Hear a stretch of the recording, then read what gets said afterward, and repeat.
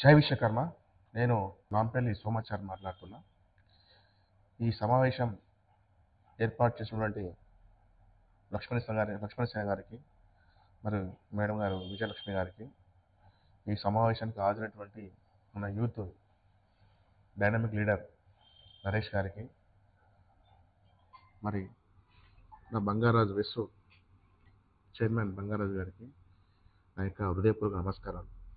ఇక్కడ విషయం ఏంటంటే, విశ్వకర్మ బాయ్స్ హాస్టల్ ఇది ప్రధానమైన సమస్య. దీని మీద జాతి పెద్దనేటువంటి ఏ ఒక్కరు కూడా దీనిలో జరుగుతున్నటువంటి అక్రమాలు మాత్రం ఎవరు కూడా పట్టించుకోవట్లేదు. మరి దీని గల కారణాలు ఎందుకు ముందుకు రావడం లేదు అనేది ఒక పెద్ద సమస్య. ఇంకొక విషయం ఏంటంటే, ఏదైతే ట్రస్ట్ మెంబర్లుగా చలామణి అవుతున్నటువంటి పెద్ద మనసు ఎవరైతే ఉన్నారో సూర్యప్రకాష్ గారు కానీ, ఇంకా మిగతా కమిటీ సభ్యులు కానీ, వాళ్ళు స్వచ్ఛందంగా వచ్చి ఈ యొక్క ట్రస్టును జాతికి అప్పచెప్పాల్సిన అవసరం ఉంటుంది. అప్పుడు జాతి మిమ్మల్ని క్షమిస్తుంది. మీరు ఇట్లనే ఇది మాది అనే అహంకారంతో ఎవరైతే దీని మీద మాట్లాడుతున్నారో వాళ్ళ మీద వ్యక్తిగత దాడి చేయడం, లేదా పర్సనల్ విషయాల్లో వాళ్ళని జోక్యం తీసుకోవడం, ఇవన్నీ చేస్తే అది క్షమించాలని నేరం. నేను ఒక విషయం చెప్తా ఉన్నా, మీరు ఒక్కసారి గుండె మీద చేసుకొని చెప్పండి. ఈ ట్రస్ట్ ఏర్పడినప్పుడు మీ స్థానం ఏందో మీరు ఆత్మవిమర్శ చేసుకోండి. ఈ ట్రస్ట్ ఏర్పడినప్పుడు మీ స్థానం ఏంటిదో మీరు ఒక్కసారి ఆత్మవిమర్శన చేసుకోండి. ఇప్పుడు మీరు ఏ స్థాయిలో ఉన్నారో దాన్ని మీరు కంపోజ్ చేయండి. నిజాయితీ అనేది మీకు కనిపిస్తే స్వచ్ఛందంగా ఈ యొక్క ట్రస్ట్ భవనాన్ని జాతికి అప్పచెప్పండి.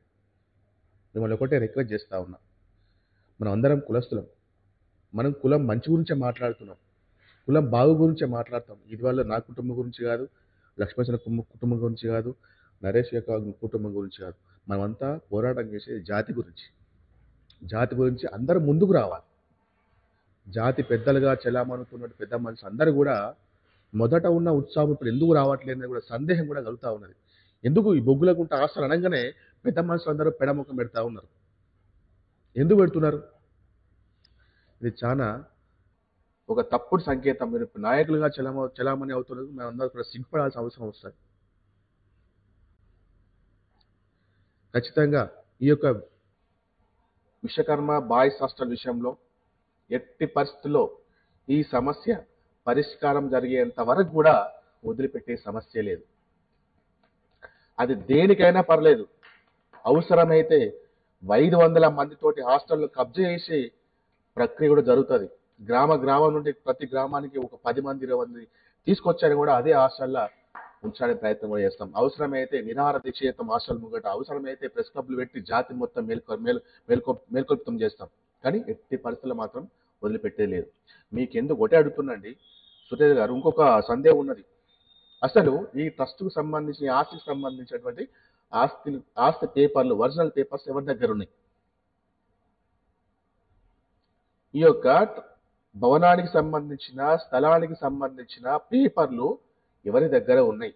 ఇక్కడ ఒక అభియోగం వచ్చింది. ఈ పేపర్లు కుదబెట్టుకొని మీ యొక్క ఒక సిండికేట్గా ఏర్పడి ఆ డబ్బులను మీ సొంత వ్యాపారాలు పెట్టుకొని కోట్లు సంపాదించినట్టుగా ఒక అభియోగం మాత్రం మార్కెట్లో చలామణి అవుతున్నది. మరి దీనికి మీ యొక్క స్పందన ఏంటిది?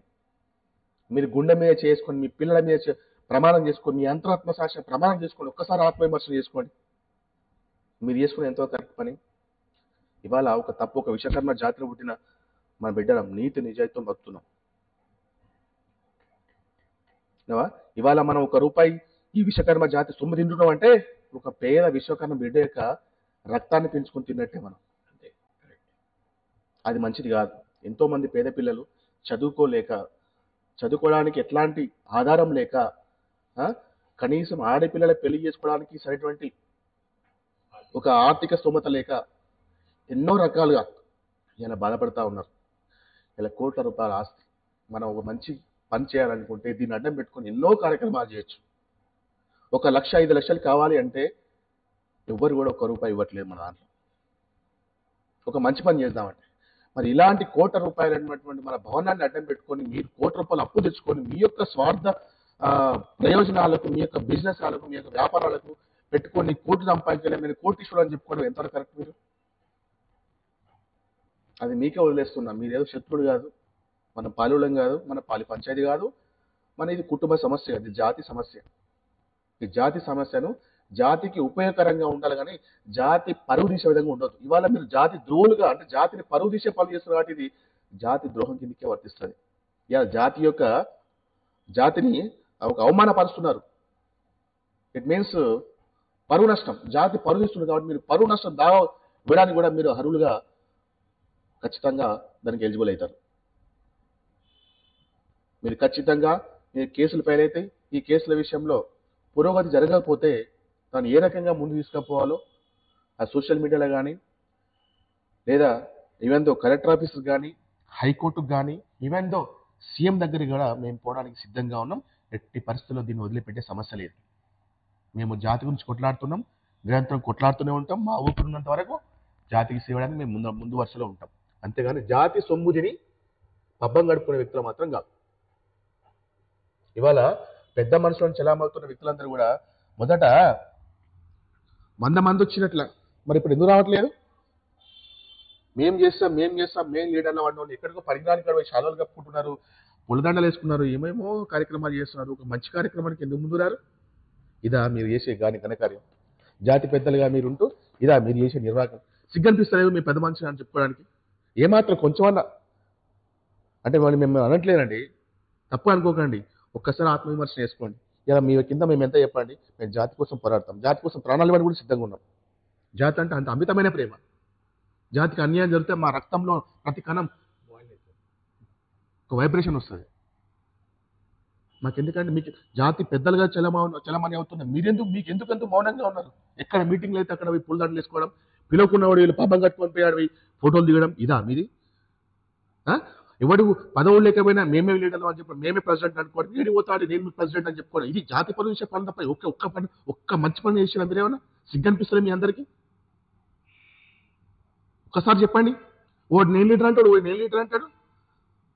మొన్న మీటింగ్ అప్పుడు అందరం కలిసి ఒక మీటింగ్ పెడదామంటే నేను పిలిస్తే పెద్ద 5,000 మంది అవుతారు, 10,000 మంది అవుతారు. ఓడికి చెప్తేనకుండా జాతి పరువు చేసే పనులు నవ్వుల పాలు చేసి పడేసారు. ఇవాళ ఏ ఒక్క రాజకీయ పార్టీ కూడా మనం గుర్తించే విధంగా చేసిన నాయకులు మీరే. సిగ్గుపడాలి మాట. ఇదా మీరు చేసిన ఘనకార్యం జాతి? ఎక్కడివో మేము లీడర్లో అని ఫోటోలు ముందుగా పొడుతారు. మేము మంత్రి కాడి పోతాడు, వాడు ఎమ్మెల్యే కాడి పోతాడు, కలెక్టర్ కాడి పోతాడు, సీఎం అని చెప్పి అనుకుంటే ఓడికో బీసంగా ఓడుకోడు పోతాడు. ఏం చేసిరండి? ఏం ఘనకార్యం చేసింది మీరు? ఇన్ని సంవత్సరాలుగా మీరు జాతి పెద్దలుగా చలామణి అవుతుంది. మీరు ఏం చేసి చెప్పండి ఒక్కసారి మీరు ఆత్మవిమర్శన చేసుకోండి.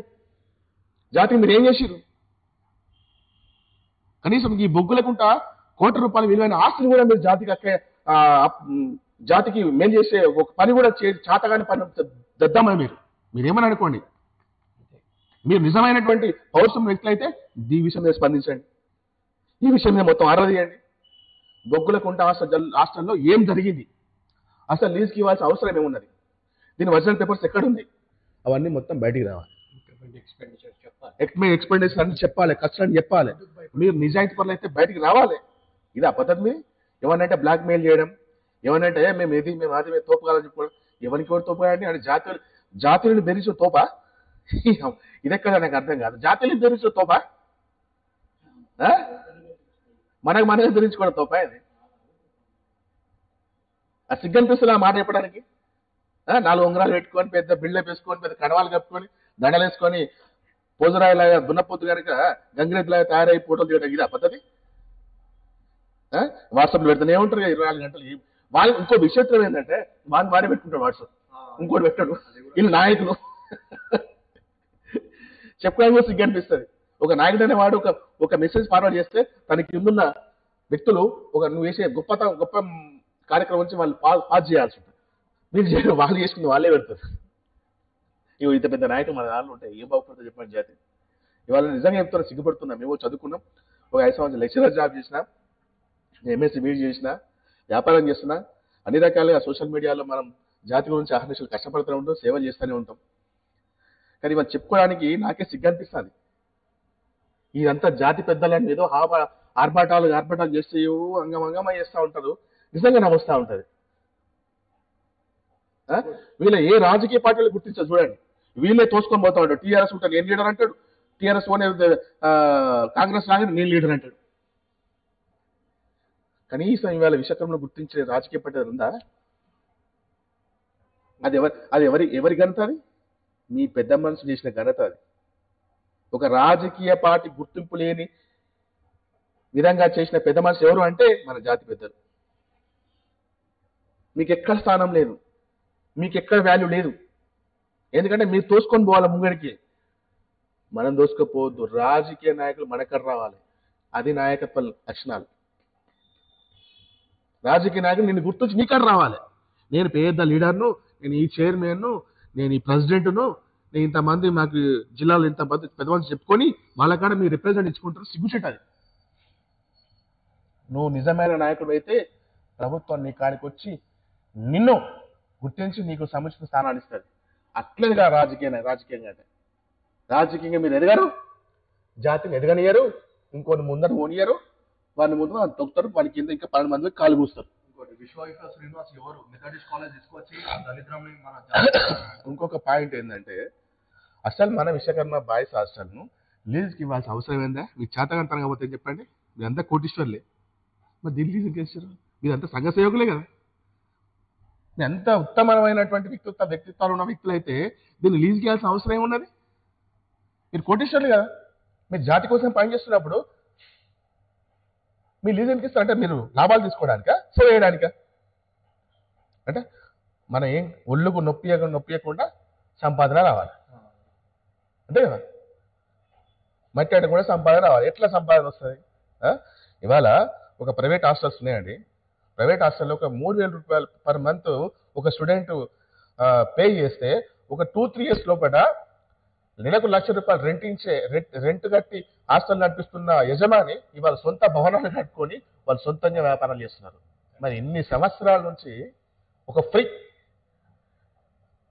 అకామిడేషన్, మొత్తం అకామిడేషన్ మన బిల్డింగ్ ఉన్నది. కరెంటు బిల్లు తక్కువనే. మళ్ళీ డోనర్స్ ఇచ్చే వాళ్ళ లెక్కనే లేవు, లెక్క పత్రాలు లేవు, ఎంతమంది ఇచ్చిన లెక్కలు లేవు. అవన్నీ పక్కన పెట్టేసినా కూడా మీరు ఈ రకం పోసేసిన పైసలతోటి మీరు ఎంత సంపాదించాలి చెప్పండి? దానికి లెక్కలు ఉండవు. మీదొక బైలా, ఆ బైలాకు 3 years ఒకసారి మీకు మార్పు ఉండదు. మీరు పర్మనెంట్ బైలా మీది, ఈ బైలా చెల్లదు. ఎక్కడి పోయినా మీరు చెల్లుబాటు. అంటే మీ యొక్క ఉద్దేశం ఏంటంటే విశ్వకర్మ జాతీయులు కదా, ఏమడతారు అబ్బాయి ఓడొడతాడు, మాట 3-4 కొడతారు, వాళ్ళు మూసుకో కూర్చుంటారు అని చెప్పేసి మీ యొక్క ఆలోచన. కానీ ఎప్పుడు కూడా ధర్మం ఎప్పుడు కూడా ఆలోచించి సరైన టైంలో దానికి సరైనటువంటి సమాధానం దొరుకుతుంది. ఎంత గొప్ప తెలియకలను కూడా ఏదో ఒక చిన్న మిస్టేక్ తోటి బయటపడుతుంది. దొంగ ఎంత తెలియకలైనా కూడా ఏదో ఒకరు దొరికిపోతాడు. నువ్వు ఎంత మంచితనంగా నువ్వు యాక్టింగ్ చేసినా కూడా ఏదో ఒక యాక్టింగ్లో నీ నటనంతా బయటపడుతుంది. కనపడతలేదా మీ నటనలన్నీ? పెద్ద మనసు చలామైన తోడు మన విషయకర్మ ఆడబిడ్డలు చేలి పూస్తారు. మన విషయంగా ఆడబిడ్డ ఫోన్లో గలీజే మాట్లాడతాడు, పర్సనల్ ఇంటికి వస్తాడు ఓడి మాట్లాడతాడు. ఇంకోడేమో ఇక రకరకాలు ఉన్నారు. ఇక చెప్పడానికి మనకే సిగ్గు అనిపిస్తుంది. మన పరువు మనం తీసుకోవడం, మన పేగులు మనం బయట తీసుకోవడం. ఈ రకంగా పెద్ద మనిషి చలమని అవుతున్నారు. పనికి రాని వాళ్ళు పోయి అట బొగ్గులకు అదే మన ఇది మన ఉప్పల్ బాగా అయితే వాళ్ళు పేరు పెట్టుకున్నారు. సిగ్గు అనిపిస్తుంది. కొంతమంది సంఘాలలో తాగడానికి ఇలా మన జాతి బిడ్డను అవమానపరచడం వల్ల మన జాతి శ్రీమూర్తులను అవమానపరిచిన వ్యక్తుల పేరు కూడా ఇలా ఉప్పల్ బాగా ఉండడం మన జాతికి సిగ్గుచేటది. ఎంత దారుణం అది. ఇలాంటి పెద్ద మనుషులు మీరు పక్కన వేసుకొని తిరుగుమని ఎవరు గుర్తిస్తారు చెప్పండి? ఇది ఎప్పటికైనా మీరు జాతి పెద్దలు తిని ఇప్పటికైనా మనం అంతా కూడా కలిసి జాతి ఎట్లా ముందు తీసుకుపోదాం, జాతి ఎలా పోతే ఎలా బాగుపడుతుంది, మన జాతికి ఉన్నటువంటి వనరులు ఏమున్నాయి వాటిని ఎట్లా కాపాడుకుందాం, ఆ వనరుల ద్వారా మనం ఎట్లా జాతికి మేలు చేద్దామన్న ఆలోచనతో ముందు రండి. దయచేసి నాకు ఎవరు శత్రువులు కాదు, ఇక్కడ ఎవరు కూడా మన పాల పంచాయతీ కాదు. నేను నా ఇంటి కోసం కొట్లాడట్లేదు. ఇక్కడ వాళ్ళు అందరూ కూడా ఎవరు వాళ్ళ యొక్క పర్సనల్ విషయాల మీద కొట్లాడట్లేదు. అందరూ కూడా జాతి మీద అంకిత భావంతో పనిచేయడానికి ముందుకు వచ్చిన తప్ప మీ శత్రువులు కాదు. ఇది ఒక్కటి మీరు గమనించండి. జై విశ్వకర్మ.